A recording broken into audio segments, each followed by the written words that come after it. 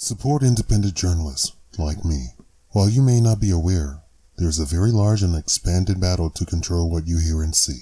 Independent journalists like myself are the last honest and true media. While I have bowed to pressure, I would rather bring you the full story. I have been quoted from both independent and mainstream media doing my investigative journalism. I would rather not stop this. If you could fund me directly, I could continue to bring you information you would never see on the mainstream media. They are out to control you. I'm out to inform you. He could have undermined the messaging so much that he can actually control exactly what people think, and that is our job. You can make your own decisions whether you're Libertarian, Democrat, or Republican. Simply donate to me at patreon.com/Shakaama. My take on Daddofive.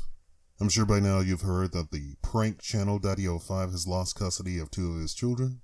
At first I was like, surely this is just a major misunderstanding by people not familiar with YouTube sticking their nose where it doesn't belong. I had even contemplated contacting the family and offering possible help and the solution like I used to, but then I took a closer look.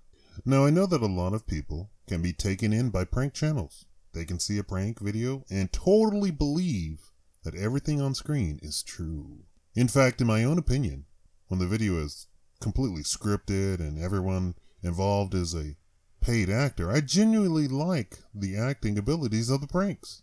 I know it's all fun and games, where others are totally taken in. But when involving children, things shift a bit. Now let me explain my position. If there is a channel that exists where there's a family and everyone in the family pranks each other, the kids pranking the parents and vice versa, it's okay. Even it's not a two-way street, as long as I see that the kids end up with the "that's our dad," the scoundrel type of look on their face, I'm okay with it. This isn't Daddofive. This is a one-way abuse house, and video recorded for all the world to see.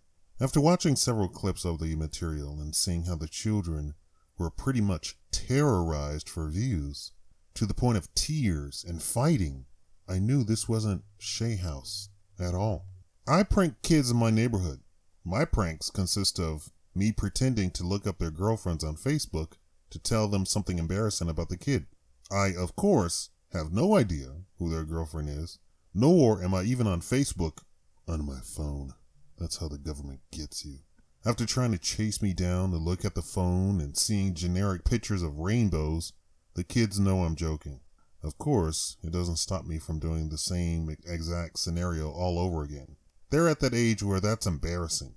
Of course, these are the same kids that clean my yard for pay. I do dad pranks, playing on the delicate emotion of kids for embarrassment. This Daddofive physically grabs his son, throws him around, and dominates him when he tries to fight him off of him. I would never joke with a kid to the point the kid would cry. And this Daddofive did it over and over, daily even. He startled him out of sleep with a megaphone, and the endless accusations of doing things the kid didn't do, to the point where the kid dissolved into puddles of tears, because they're the parents and he's just a kid.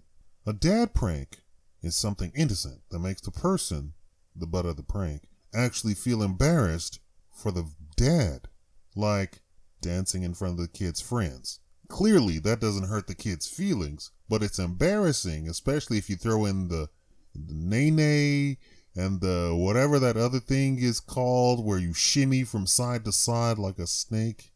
I'm all for a good dad prank, but a Daddofive prank? Nope, it's not a prank at all. But then again, most pranks channels on YouTube aren't pranks. Hitting someone, spraying someone, hurting someone isn't a prank. A prank is something that plays upon the thoughts of someone else. The person sees what they think they see, when in fact, it wasn't real at all. And that's where the fun begins.